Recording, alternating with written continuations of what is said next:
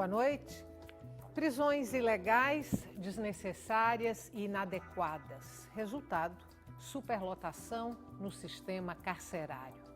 Um programa aparentemente simples pode diminuir o tamanho desse problema. São as audiências de custódia, que começaram a ser adotadas aqui no Brasil em fevereiro do ano passado. Tem, portanto, pouco mais de um ano. As audiências de custódia são o tema de hoje do Opinião Pernambuco.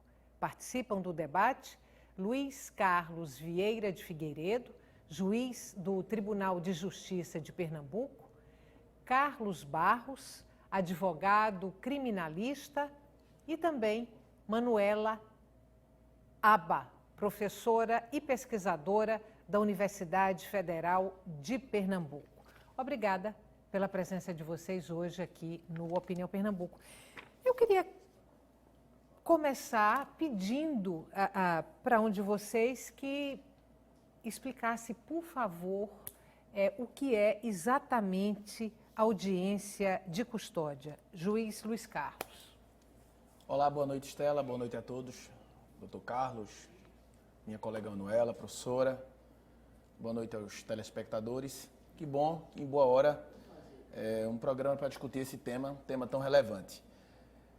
Bom, quando a audiência de custódia começou a ser discutida no Brasil,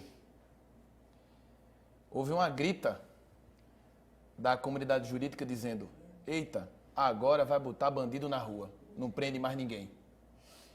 Isso é coisa para soltar bandido. Quando, na verdade, Estela, a grande proposta, a grande ideia da audiência de custódia é fazer com que a pessoa que seja presa em flagrante seja apresentada a uma autoridade judicial e ouvida, obviamente com a presença do Ministério Público, com a presença de seu advogado, se não houver advogado contratado à defensoria, o juiz possa avaliar se essa pessoa vai permanecer presa. O que está em jogo aqui não é que o juiz vai entregar um alvará de soltura e ali resolver o problema. Ao que tudo indica, na maioria dos casos, a investigação continua, o processo continua, mas essa pessoa vai responder o processo solta, vai responder o inquérito solta. O que está em jogo não é não prender mais, é prender melhor. Como você disse na sua fala inicial, nós vivemos uma população carcerária, um sistema de população carcerária esquizofrênico. A gente tem uma enormidade de pessoas que estão presas não porque estão cumprindo pena, mas estão aguardando o desfecho do seu processo presas. E essa demora, essa superlotação carcerária, ela gera esse problema que a gente vê todos os dias. Todos os dias a gente vê rebelião, vê fuga, vê muro de presídio sendo explodido. Aí assim, será que aquela pessoa que de repente, falando assim, numa linguagem bem popular mesmo, pisou na bola, que precisa de uma resposta do Estado, mas que é uma pessoa que não tem antecedentes criminais, que de repente praticou um delito e que precisa ser apenada, mas não é um indivíduo que coloca em risco a sociedade, que não vai fugir. Será que essa pessoa realmente precisa ficar presa? Porque se eu colocar ele lá dentro, ele vai estar entrando para a universidade do delito, para a universidade do crime. É mais ou menos a ideia por aí. E o juiz decide isso na hora? Na hora. Bom, entre a prisão em flagrante e esse encontro do preso com o juiz, que tempo máximo até para que haja ouvida? A pessoa foi presa em flagrante, ela tem que chegar na frente do juiz e o juiz vai decidir: você vai ficar presa ou não, você vai ficar solta e mediante essa ou aquela condição. Qual é o prazo para a realização da audiência de custódia? Boa noite, Estela, boa noite aos colegas, doutor Luiz Carlos, doutora Manuela e os ouvintes do Opinião Pernambuco.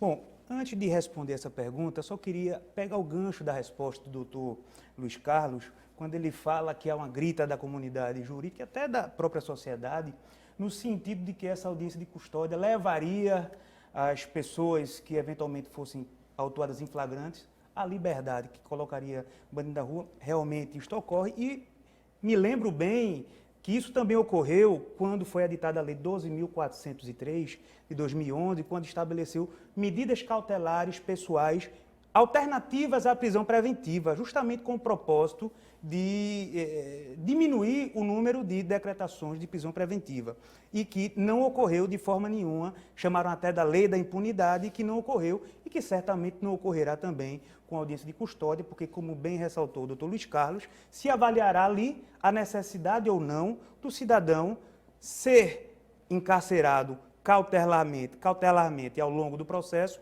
ou seja, se ele vai ser preso por uma questão de necessidade voltada ao processo ao longo da tramitação do feito, ou se ele pode responder o processo de liberdade, coisa simples que será avaliada pelo juiz.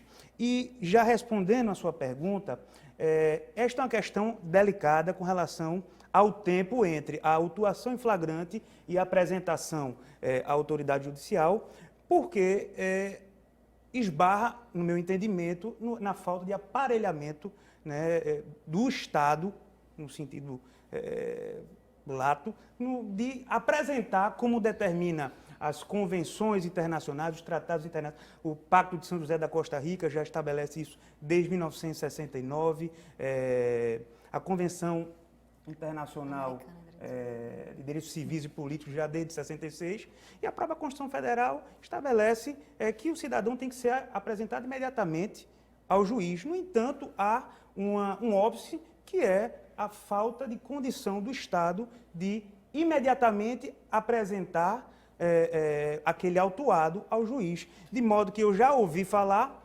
que, em determinados casos, se aguarda uma quantidade X de autuados para que se apresente de uma só vez, e aí eu já ouvi falar em 24 horas, quando a lei e as orientações são no sentido de que se apresente imediatamente, mas também já ouvi situações em que o autuado foi apresentado de imediato ao juiz e ali se procedeu conforme deve ocorrer, analisar a autuação em flagrante à luz do artigo 310 do Código de Processo Penal. Eu falei aqui que as audiências de custódia começaram a ser adotadas no Brasil em fevereiro do ano passado. Começaram por São Paulo. Em Pernambuco, essa medida começou a ser executada quando? E eu sei que você tem acompanhado algumas audiências de custódia aqui. O que você tem observado? Bom, primeiramente eu agradeço ao convite em nome do Grupo Asa Branca de Criminologia. Eu e várias pesquisadoras estamos envolvidas nesse projeto de acompanhar as audiências. Boa noite aos colegas e boa noite a todos que nos escutam agora nesse tema tão importante para avançar num processo penal mais humanitário, mais democrático e mais, digamos assim, consagrador daquilo que a Constituição de 88 vem falando como um verdadeiro Estado democrático de direito. E começou em Pernambuco em agosto, no ato inaugural do qual participou inclusive o doutor Luiz, não foi? Eu presidi a primeira audiência. Presidiu a primeira audiência aqui em Pernambuco, dia 14 de agosto do ano passado. E nós começamos a fazer o monitoramento dessas audiências em novembro. Fizemos entre os meses de novembro a janeiro deste ano. Então, foram 3 meses de acompanhamento dessas audiências. E, primeiramente, a gente está bem feliz com o fato do Judiciário pernambucano ter, digamos assim, abarcado esse projeto, que é um projeto que a sociedade civil e pesquisadores no âmbito de ciências criminais vêm demandando há muito tempo para reduzir encarceramento provisório, mas não somente isso, para promover um espaço, digamos assim, que vise a, em alguma medida, aprimorar todos os instrumentos de combate à tortura e maus-tratos, porque o preso, ao ser encaminhado ao juiz, ele não apenas tem a oportunidade de falar, portanto, um ato em contraditório, é um ato dotado de oralidade, que para a gente é um grande avanço, mas também é o momento em que o preso, ao se apresentar fisicamente, ele pode ser visto tanto pelo juiz quanto pelo Ministério Público, que tem, inclusive, o encargo de fazer o controle externo da atividade policial. Então, a nossa primeira avaliação é de que o fato de estar acontecendo já é bastante positivo, porque não acontece, por exemplo, no âmbito da Justiça Federal de Pernambuco, porque ainda há uma certa resistência de se fazer. E vários estados ainda estão nesse processo de adoção, porque isso depende muito da vontade política, de fato, dos tribunais locais. Então, esse é um primeiro ponto bastante positivo, porque está fazendo.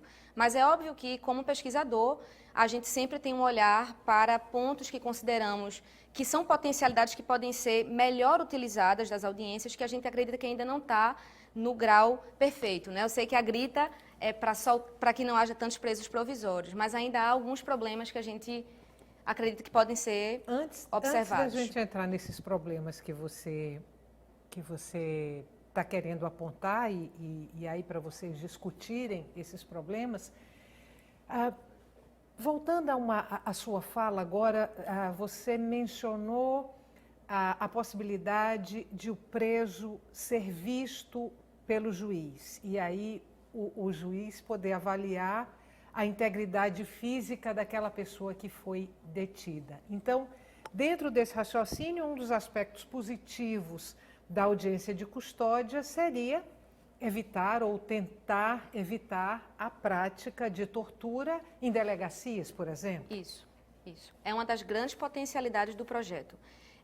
Não apenas reduzir encarceramento provisório, mas estabelecer um verdadeiro, digamos assim, protocolo de atuação contra a violência institucional, que é a violência praticada pelo próprio Estado, que infelizmente é uma realidade que graça boa parte das polícias brasileiras. Não são todos os policiais, isso é sempre evidente. A gente sempre coloca isso para poder garantir a dignidade da instituição, mas a gente sabe que, infelizmente, em alguns atos de apreensão, em rua, às vezes dentro dos próprios carros da polícia, existem relatos desses maus-tratos, dessas torturas, e o aspecto físico das pessoas, às vezes, deixa isso tão evidente que é possível, a partir dali, tomar providências. O Judiciário pode tomar providências e o Ministério Público presente também pode tomar providências. Desde encaminhar o caso à Corregedoria da Polícia, até utilizar-se do poder requisitório de instauração de um inquérito para investigar o que aconteceu efetivamente ali. Bom, considerando que o país tem um problema gravíssimo, que é essa superlotação carcerária, e considerando que as audiências de custódia são uma solução, se não uma solução, um paliativo em relação a isso, por que as audiências de custódia demoraram tanto a ser implementadas no Brasil? Elas fazem parte de tratados internacionais assinados pelo Brasil, alguns de anos e anos e anos atrás, e essas audiências de custódia chegaram aqui o ano passado, quer dizer, começam a ser adotadas o ano passado. Por que demoramos tanto? Pois é, Estela. Um dos argumentos que os combatentes da audiência de custódia levantavam era exatamente o seguinte: ora, esse tratado internacional que os colegas se referiram, o Pacto de São José da Costa Rica, ele é de 69, mas ele é ratificado pelo Brasil em 92. E aí a audiência de custódia começa em 2005. Aí vai dizer, olha, para que cumprir agora? A gente passou 23 anos sem cumprir, então quer dizer que a gente passou 23 anos fazendo errado, como se o argumento da inadimplência por 23 anos justificasse o não fazer. Demorou, mas veio em boa hora. Paulatinamente, a audiência de custódia ela está se fortalecendo, primeiramente nas capitais, e o CNJ agora manda interiorizar. Aqui em Pernambuco, Estela, desde 14 de agosto, funciona tão somente em Recife. Nem região metropolitana? Não. O que é que acontece? Há, por determinação do Conselho Nacional de Justiça, através da Resolução 213, a necessidade de se interiorizar. Porque o que é que adianta? Se é para apresentar aos juízes e aos tribunais, por que só na capital? Por que é que o preso de Olinda não tem direito? O de Recife tem. Então, o Tribunal de Justiça hoje vem se programando, já mandou um cronograma para o CNJ, para que a gente consiga, de fato, concretizar a audiência de custódia em todo o estado de Pernambuco, como os outros estados estão fazendo. O que é que acontece? Mas com prazo, previsão de prazo para isso, não? O cronograma é para a gente pensar assim, em maio a gente conseguir botar na região metropolitana, depois criar polos, porque o que é que acontece? Tentando dar uma explicação assim, bem simples. Hoje a gente tem 170 vagas de juízes em aberto. Começa por aí. Juízes com 3, 4 comarcas. Há uma deficiência enorme no número de policiais civis, de delegados, policiais militares, defensores públicos, Ministério Público. É bem verdade que a gente lembra daquele comercial antigo de uma ótica que dizia: quando a gente não quer, qualquer desculpa serve, diz que é feio, incomoda, envelhece e machuca. Então, assim, também não é arrumar desculpa para não fazer. porque com empenho, com vontade, com solução criativa, a gente consegue. E o Tribunal de Justiça vem chamando as instituições parceiras, a SDS, a SERES, o Ministério Público, a Defensoria Pública. Ocorrem encontros frequentes para a gente tentar aliar, porque o grande problema é como apresentar o preso. O juiz vai estar na comarca, o promotor vai estar na comarca quando tiver, mas a questão é a condução, é como transportar o preso da delegacia para o fórum. Se a gente vai conseguir fazer isso com aparato de videoconferência, que Alagoas já se consegue fazer.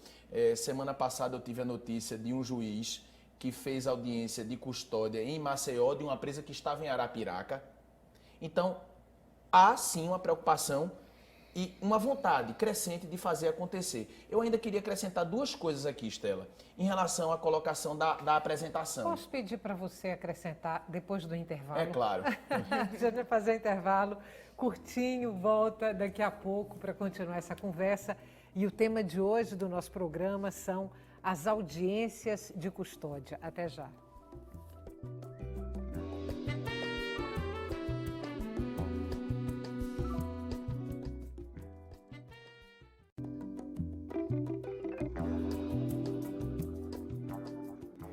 Estamos de volta. A Opinião Pernambuco está discutindo as audiências de custódia, uma medida que pode diminuir a superlotação no sistema carcerário brasileiro. Participam do nosso programa Luiz Carlos Vieira de Figueiredo, juiz do Tribunal de Justiça de Pernambuco, Carlos Barros, advogado criminalista, e também Manuela Aba, professora e pesquisadora da Universidade Federal de Pernambuco. Eu lhe tirei a palavra no bloco anterior, vou lhe devolver agora. Como é que é feita essa apresentação? Como eu falei, a audiência de custódia hoje só funciona no Recife. E aqui no Recife existe uma central de flagrantes. É como se fosse uma delegacia que centraliza os flagrantes de Recife e de algumas cidades da região metropolitana. Mas a gente só atende Recife. E aí o que é que a gente consegue fazer?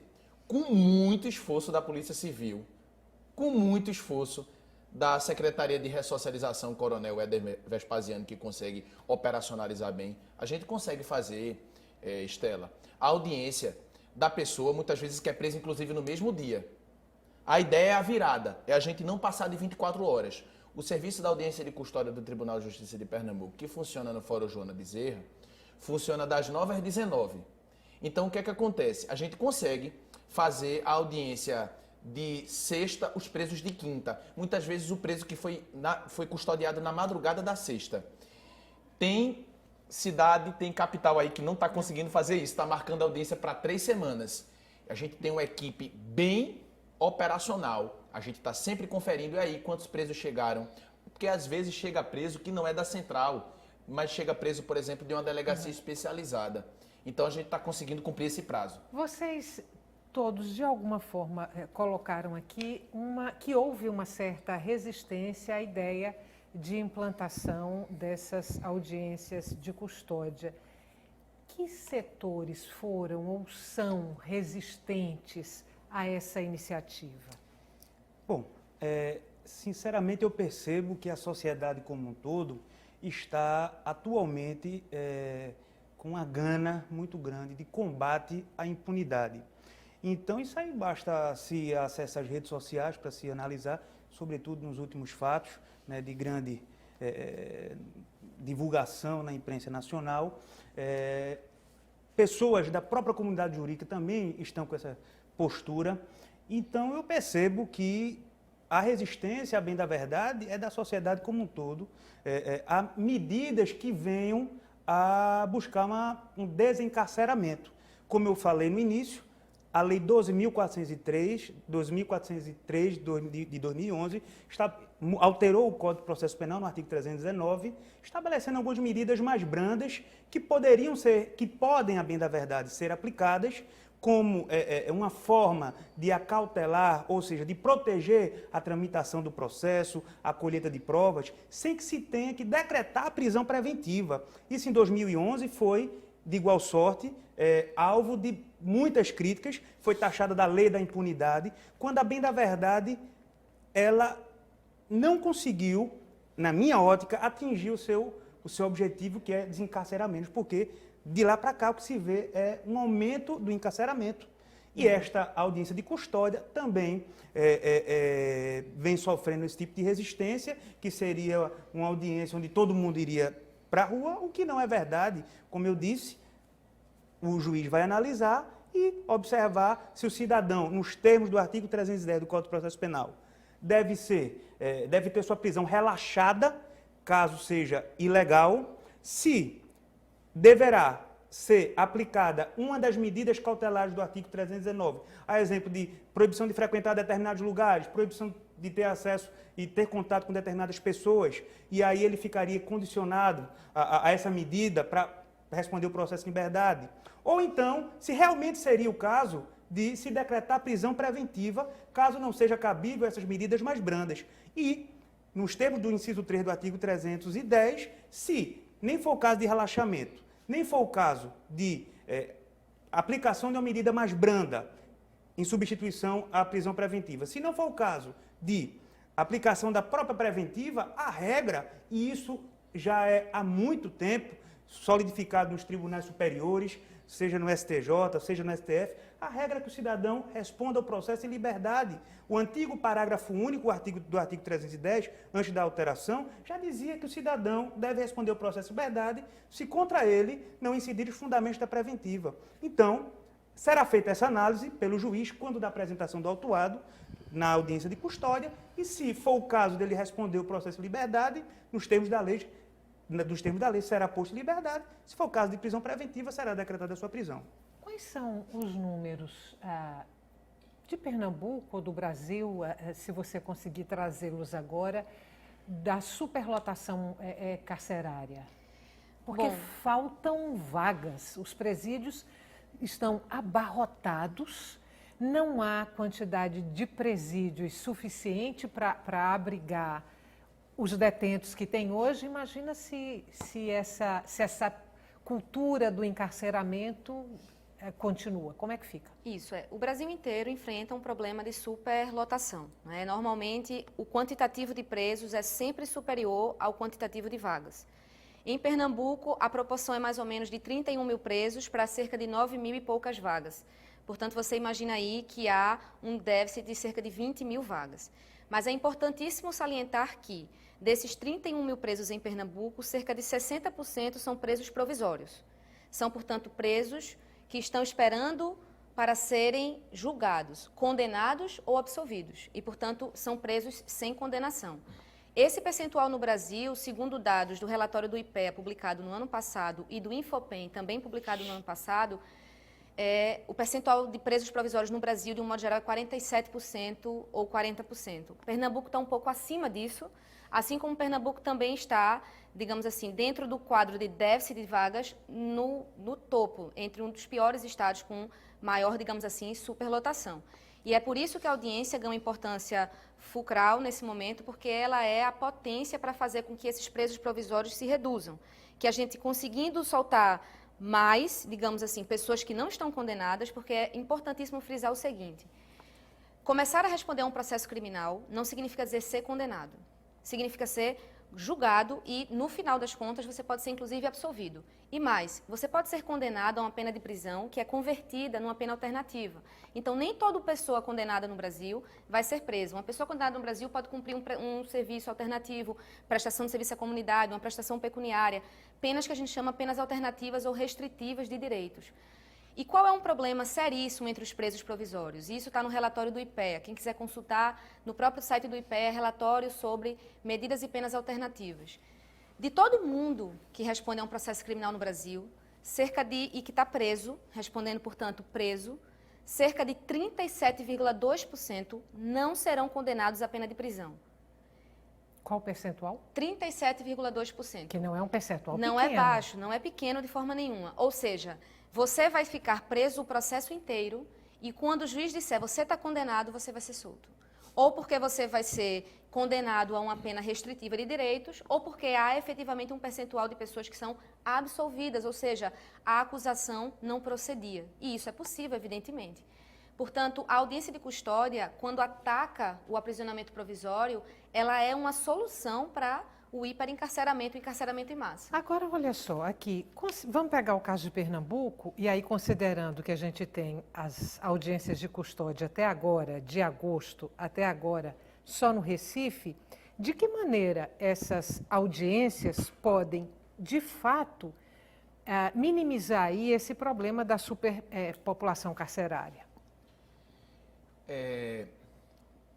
A proporção é de que, em média, 30, isso varia mês a mês, mas 32, às vezes 33% das pessoas que são apresentadas na audiência de custódia são liberadas.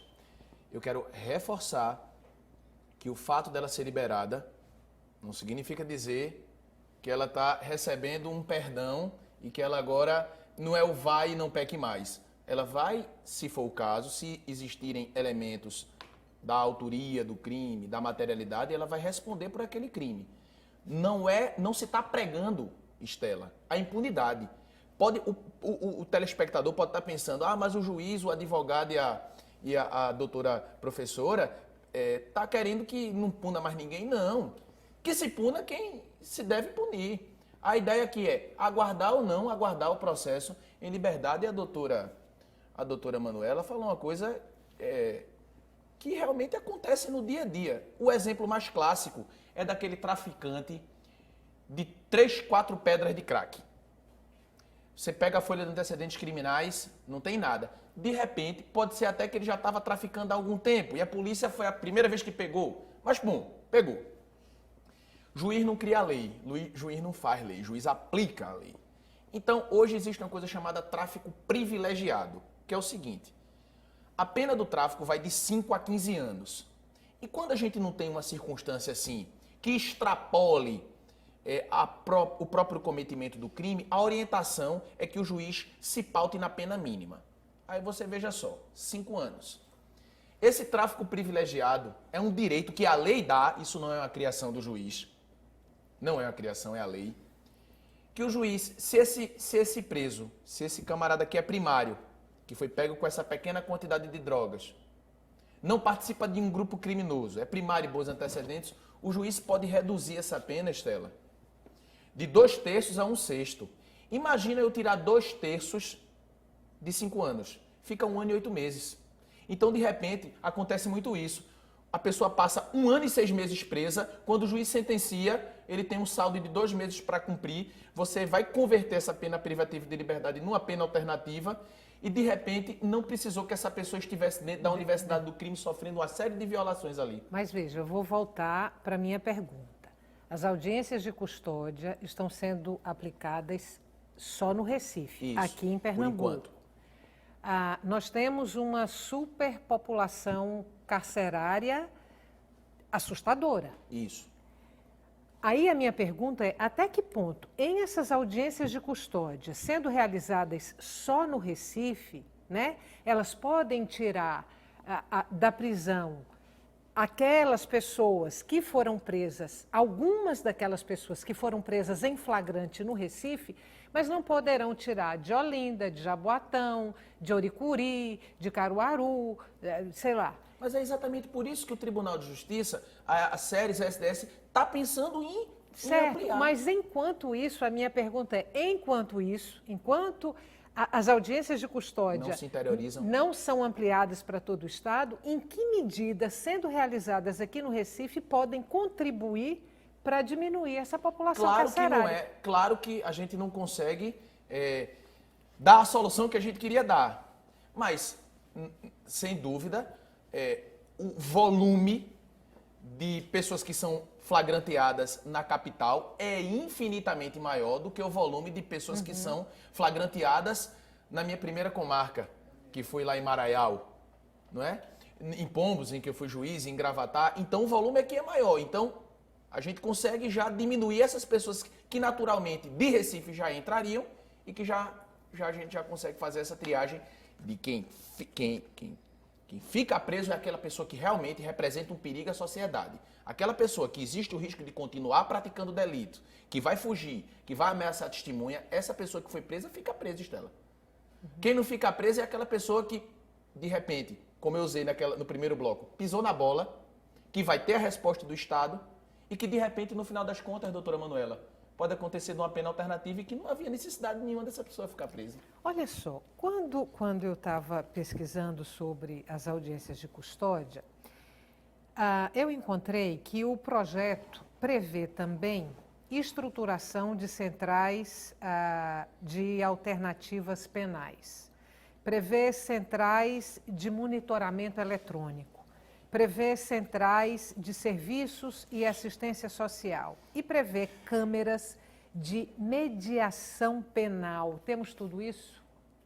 Olha, até onde eu tenho conhecimento, não. Como se disse, é um projeto que está sendo implementado aqui em Pernambuco e que, como se disse, também enfrenta diversos óbices e estes expedientes aí eu desconheço. Enquanto advogado, não tenho conhecimento da implementação aqui em Pernambuco. Mas eu gostaria de acrescentar um detalhe só para facilitar a compreensão do telespectador acerca dessa questão de apresentado ao juiz, vai ser preso ou não, confundirem com impunidade. O que a sociedade tem que entender é que existe a prisão, que é uma prisão processual, uma prisão cautelar, ou seja, que ela objetiva preservar o processo do ponto de vista probatório, ou seja, evitar que o cidadão destrua provas, enfim, ameace testemunhas, evitar que ele fuja, por exemplo, evitar que ele solto continue a delinquir se existirem dados concretos dessa propensão ao crime. Então, é uma medida cautelar, ou seja, visa o acautelamento do processo, visa proteger o processo. Portanto, ela não tem um caráter penal, diferentemente daquela prisão que vem após uma sentença condenatória transitada em julgada, ou seja, uma sentença condenatória contra a qual não cabe mais recurso. Aí sim nós já estaremos falando de pena, consequentemente de prisão-pena. Então muitas pessoas pensam que é uma lei, é uma medida, melhor dizendo, que vai colocar a gente na rua, impunidade, quando na verdade não se trata de impunidade, porque o inquérito e a eventual ação penal correrá normalmente e ele poderá, ao final do processo, ser condenado e aí sim ser preso em decorrência de uma pena. Mas, repita-se, ao longo do inquérito policial, ou seja, da investigação policial e ao longo do processo, a regra é o cidadão responder o processo em liberdade. Seja porque o Código de Processo Penal estabelece essa regra, seja porque as cortes superiores há muito já assentaram que a prisão é a exceção ao longo do processo. A regra é a liberdade. Mais um intervalo curtinho. A gente volta daqui a pouco para continuar essa conversa. Não saia daí.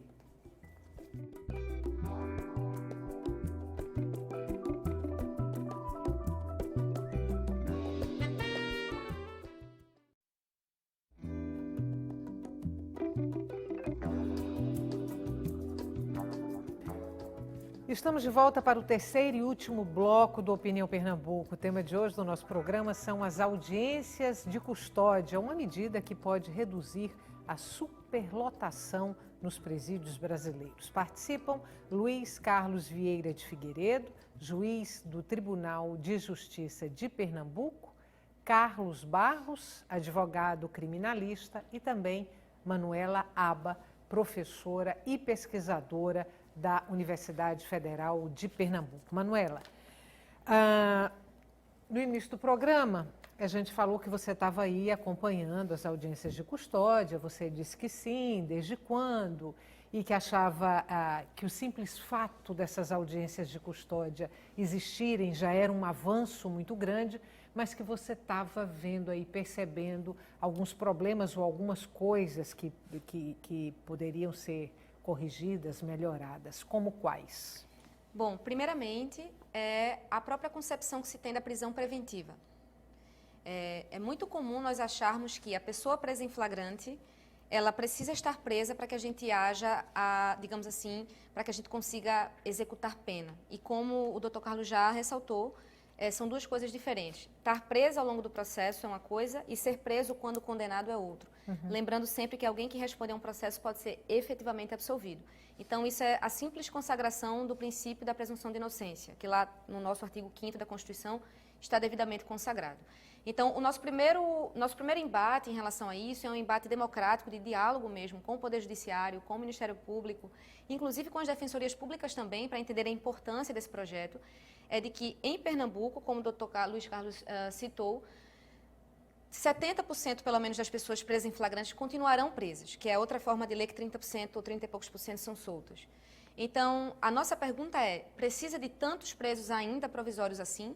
Porque nós corremos o risco de, se continuarmos prendendo tanto preventivamente, de a audiência não conseguir reduzir o percentual de presos provisórios em Pernambuco. Nós ainda não temos esse número, porque como já foi situado, só começou em agosto, então a gente ainda não conseguiu fazer digamos assim, um estudo do impacto da audiência, mas com certeza é preciso mudar a cultura dos operadores do direito de um modo geral, de que a prisão preventiva é uma necessidade. A prisão preventiva é uma necessidade excepcional, quando for efetivamente demonstrado que a soltura da pessoa para responder ao processo representa um risco ao processo penal, um risco do andamento da instrução ou do andamento da própria aplicação da lei penal. Então, nós temos um problema quando, por exemplo, se entende que eu vou soltar um ladrão. Não é bem isso. Você está soltando, na audiência de custódia, se for o caso, alguém sobre quem recai uma acusação de ter praticado um roubo, que pode não ter acontecido, que pode não ter sido aquela pessoa. Então, a gente ainda vê com um pouco de preocupação o fato de Pernambuco estar soltando tão pouco nas audiências. Poderia soltar mais. Por quê? Porque São Paulo solta mais, porque o Rio de Janeiro já solta mais.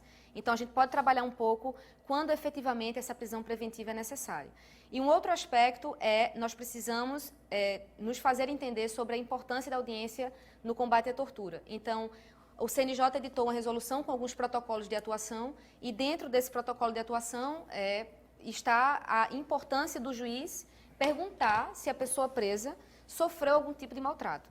Até janeiro, quando a gente vinha acompanhando semanalmente essas audiências, nós não víamos essa pergunta ser feita com frequência, nem pelo Poder Judiciário, nem pelo Ministério Público e também não pela Defensoria Pública, porque a despeito de não ter exatamente a mesma prerrogativa, pode perguntar, por acaso, como foi a sua prisão.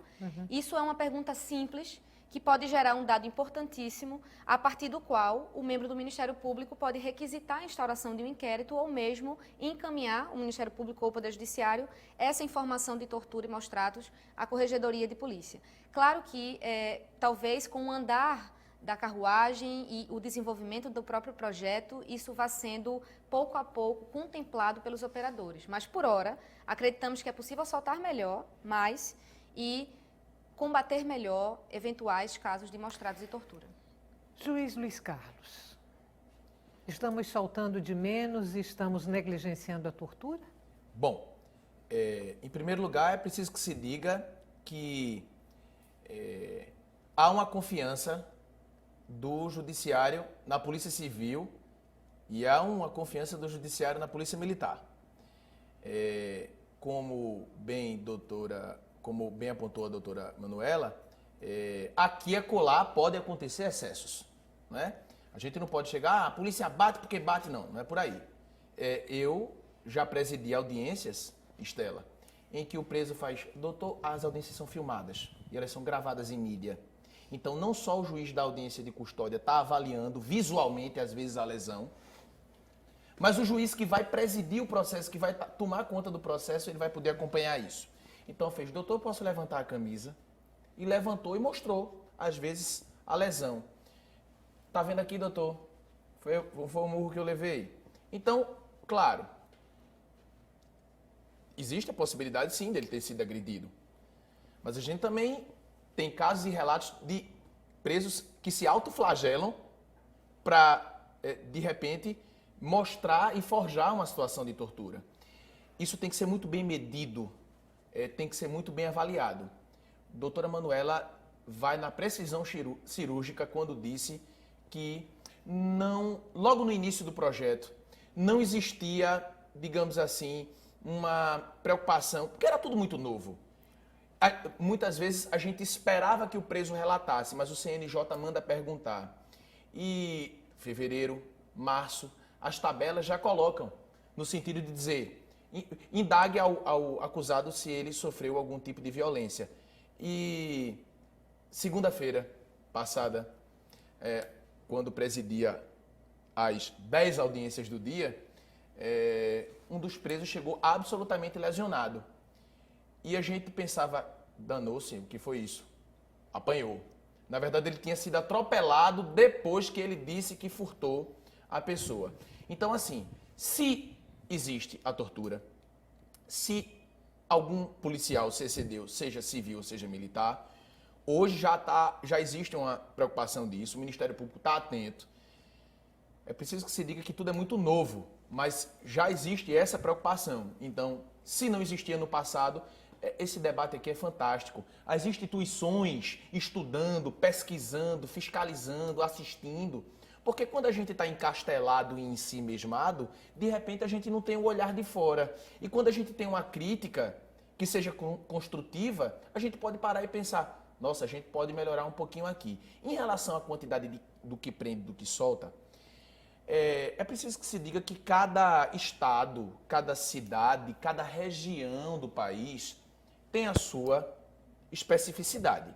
Então, aquela pessoa, Estela, Dr. Carlos e Manuela, que chega, que furtou um prato de carne, não é? Aquela pessoa que de repente chega e diz assim, qual a sua profissão? Eu sou pintor e a fiança foi arbitrada em R$9.000. Essa pessoa, ela vai ser solta. Agora, aquela pessoa que chega assim, com 5 quilos de maconha, 3 quilos de êxtase, não sei quantos quilos, não sei quantas gramas de crack, que ele pegou e golpeou a faca e rodou a faca e subiu na barriga, aí é diferente. Tem que ter uma medida diferente. Agora, cada estado tem o seu problema, a sua ao cultura, prato né? Ao É o prato de carne, é mas depois. Né? É emblemático esse caso, depois. Né? Eu só gostaria, Estela, por gentileza, de, em face das considerações do colega, dos colegas, na verdade, lançar uma questão que nós temos que, quando falarmos de soltar, prender muito ou pouco, de superlotação carcerária, nós temos que ter uma visão um pouco mais crítica e ampla e não nos restringir somente na audiência de custódia. Por quê? Porque prisões preventivas são decretadas também ao longo do processo sem que o cidadão tenha sido preso em flagrante. E são prisões preventivas que às vezes são decretadas, ou na maioria das vezes são decretadas, sem que o juiz tenha tido contato com o investigado ou réu. Claro, muitas prisões são pertinentes, mas boa parte delas são completamente inadequadas ao caso, justamente porque o juiz, por ser um ser humano, está também suscetível a essa influência desse combate à impunidade, à corrupção, etc. E, às vezes, aplicam a medida de forma exagerada e desnecessária, de forma excessiva. Então, quem vai ser solto na audiência de custódia, de repente, não estará fazendo com que as prisões sejam desafogadas. Não, porque vai haver um outro prato da balança, que, na medida que alguém, na audiência de custódia é solto, um juiz com a tendência encarceradora vai prender. E eu quero só acrescentar que essa nossa cultura do encarceramento recentemente veio à tona quando a sociedade, inclusive membros da comunidade jurídica,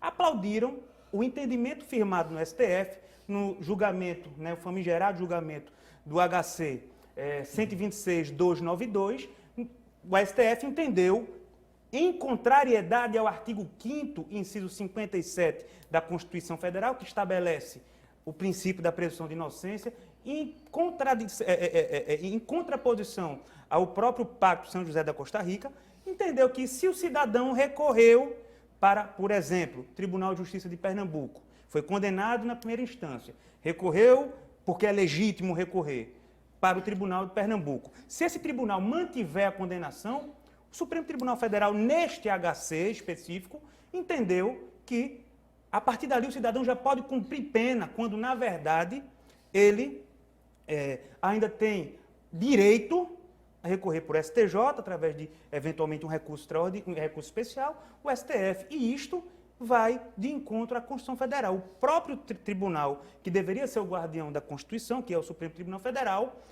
violou a Constituição, o que demonstra que está adotando efetivamente uma cultura do encarceramento. Nós, inclusive advogados criminalistas aqui de Pernambuco, fundamos recentemente uma associação denominada União dos Advogados Criminalistas, o NACRIM, da qual eu sou presidente, e nós, diante dessa decisão do STF, de imediato lançamos nota de repúdio, assim como outras instituições, e efetivamente implementamos algumas medidas junto à presidência do Tribunal de Justiça de Pernambuco e a do Tribunal Regional Federal da 5ª Região, em combate a esse tipo de cultura.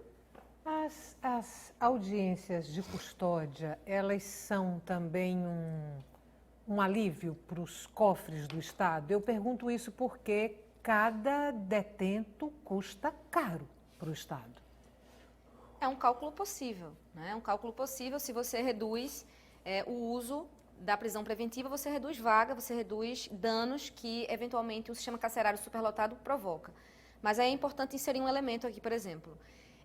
Quando você vai para a audiência de custódia, as possibilidades são, como os colegas já ressaltaram tanto, ou você é liberado para cumprir algum tipo de medida alternativa. Você é liberado, mas com um ônus. Ou seja, você é liberado, mas tem a obrigação de comparecer em juízo em determinados períodos para poder dar satisfação de suas atividades. Você é liberado, mas tem que se recolher em domicílio a partir de determinado horário. Você é liberado com a monitoração eletrônica. E aí já vem outras possibilidades de custo. Em algum momento, foi perguntado sobre as centrais de monitoramento dessas medidas cautelares que são aplicadas. Ou seja, como saber que a pessoa está se recolhendo em determinado horário? Como saber se a pessoa efetivamente não está frequentando bares ou assemelhados, como se diz? Como saber que a pessoa está cumprindo essas medidas cautelares alternativas? E isso é custo.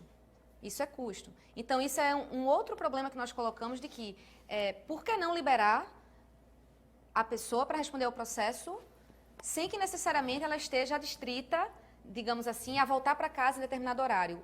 Você furta, como por exemplo uma galinha, não sei exatamente qual tinha sido o exemplo, mas eu já vi furtar shampoo e roupa do Carrefour, por exemplo, e sair de lá tendo que comparecer em juízo a cada 2 meses, voltar para casa todos os dias a partir das 8 horas da noite, não frequentar bares e assemelhados, não usar drogas, bebidas alcoólicas, etc., e dentre tantas outras medidas. E aí, isso é um custo, porque você vai ter que, em alguma medida, criar um aparato para fiscalização, que não se cria, então não se fiscaliza, mas, eventualmente, isso é um custo pessoal para a vida da pessoa.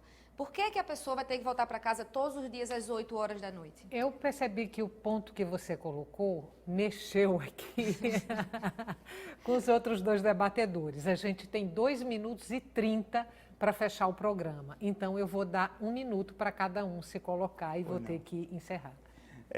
O que eu entendo, e aí ratificando o que foi colocado pelos colegas, é que, e ratificando o que eu mesmo disse, existe uma cultura do encarceramento, claro, no Brasil. Claro, no Brasil. Falando de filigranas, nós tivemos notícia recentemente que o ministro Nefe Cordeiro teve que conceder um habeas corpus para um cidadão que estava preso porque teria furtado um creme de cabelo. Quer dizer, teve que chegar até as cortes superiores para que um cidadão que furtou um creme de cabelo pudesse ser solto, o que seria resolvido, por exemplo, na audiência de custódia, onde ele seria certamente posto em liberdade e, ao final do processo, sequer seria encarcerado, caso o condenado fosse. Então, estamos diante de uma cultura de encarceramento que temos que combater. Luiz Carlos. Hoje, a preocupação é combater a prisão preventiva de forma excessiva. Para isso, audiência de custódia e a possibilidade, inclusive, de aplicação de medidas cautelares.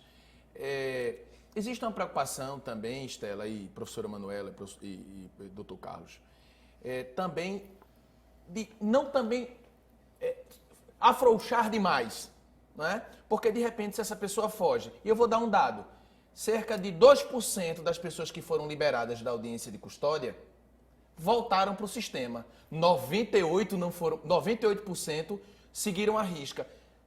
Será que essas pessoas, os 98% que foram liberados e que não voltaram à criminalidade, não voltaram exatamente por conta das medidas cautelares diversas da prisão? Porque você chegou e fez, olha, é olho no olho.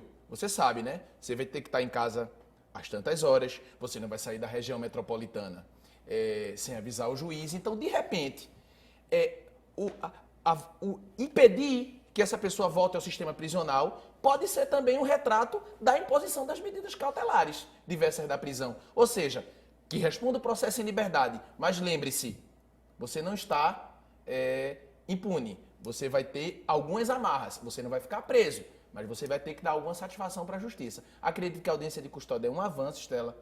A gente precisa desse olhar crítico da sociedade civil organizada, dos advogados, desse debate aqui, que a gente podia passar aqui horas e horas discutindo, que o assunto é gostoso, mas eu acho que a gente está no caminho certo. E, obviamente, a ideia é melhorar e melhorar sempre. Boa noite mais uma vez.